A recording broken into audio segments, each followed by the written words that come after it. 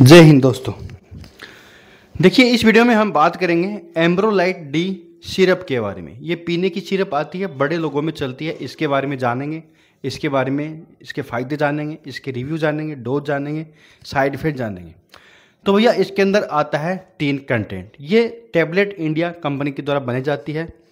ये आता है 100 ml का पीस। करीब करीब MRP जो होती है 130 रुपये के आसपास मिल जाती है, यानी डिस्काउंट वगैरह करके 120 रुपये के आसपास पड़ जाती है। इसके अंदर 3 कंटेंट आते हैं। पहला क्या आता है, डेक्स्ट्रोमिथोरपेन आता है 10 mg में।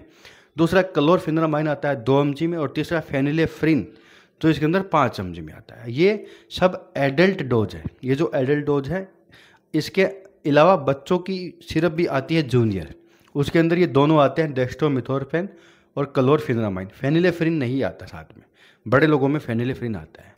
ऐसे ही एम्ब्रोलाइट डी जो आती है शुगर फ्री भी आती है। अगर कोई व्यक्ति को शुगर है तो वो इसका यूज़ ना करे। शुगर फ्री आती है, SF लिखा होता है, वो उसका यूज करे। और नॉर्मल व्यक्ति इसका यूज कीजिएगा। बच्चों के अंदर ये 4 mg में आता है, ये 1 mg में आता है। तो बच्चों के अंदर आधा आता है बड़ों के मुकाबले। और बच्चों के अंदर डेक्स्ट्रोमिथोरपेन जो होता है, ये 4-5 साल से बड़े बच्चों में ही दिया जाता है, इस छोटे बच्चों में नहीं देना है।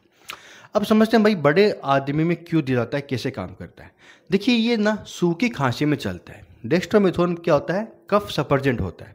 जब आपको खांसी आ रही होती है ना, किसी भी कारणवश अगर आपको सूखी खांसी आ रही है, दांशी सी आती है, एक एलर्जी सी बन जाती है छाती में, जैसे कि तहते की आवाज़ आनी है, सांस बाहर आना है, या फिर गले में इरिटेशन होना, सूखी खांसी जो कि नॉन प्रोडक्टिव कफ होता है ना भाई, ड्राई कफ है जिसमें कफ नहीं आ रहा लेकिन खांसी आ रही है, तो उस दांशी को ये दबा देता है, खांसी को कम कर देता है, जिससे कि व्यक्ति को खांसी रुक जाती है।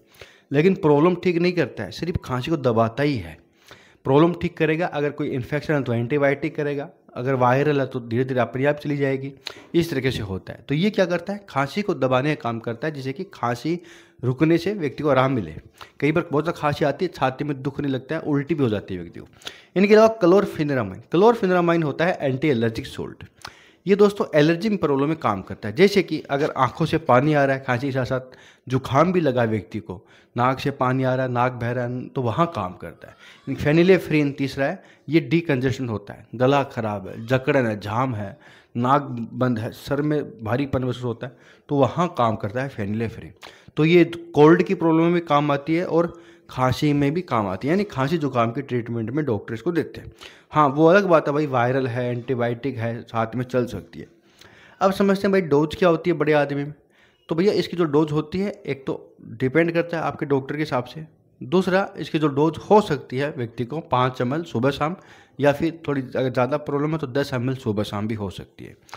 प्रेगनेंसी के अंदर बहुत सावधानी से दी जाती है। डॉक्टर जो गायनिकोलॉजिस्ट होते हैं उनकी सलाह से यूज कीजिएगा प्रेगनेंसी के अंदर, क्योंकि प्रेगनेंसी के अंदर बच्चे का काम हो जाता है साथ में माँ के। तो ध्यान रखिएगा, प्रेगनेंसी के अंदर ऐसे नहीं लेना जब तक डॉक्टर ने नहीं दिया। नॉर्मल व्यक्ति के लिए ठीक है, महिला हो चाहे पुरुष हो, नॉर्मल है तो ठीक है। और ऐसी दवाई दुकान से नहीं लेना, डॉक्टर ने प्रिस्क्राइब जब तक नहीं किया तब तक ऐसे नहीं लेना है। कई बार इनके नुकसान भी हो जाते हैं, ध्यान रखिएगा। तो 5 ml से लेकर 10 ml दिन में 2 बार हो जाती है डोज, और करीब करीब 3 से लेकर 5 दिन तक देनी पड़ती है, व्यक्ति ठीक हो जाता है। और ठीक होने को तो जिस दिन लेते हैं उसे अगले दिन ठीक होने शुरू हो जाता है, लेकिन फिर भी 3 से लेकर 5 दिन तक डोज होती है। 100 ml का आता है। सील ओपन होने के बाद 1 महीना हो जाए तो फेंक देना, बचा के नहीं रखना है, 1 महीने बाद खराब हो जाती है, इस ध्यान रखिएगा। तो सब कुछ था दोस्तों एम्ब्रोलाइट डी। साइड इफेक्ट जान लेते हैं भाई, साइड इफेक्ट क्या कहती है।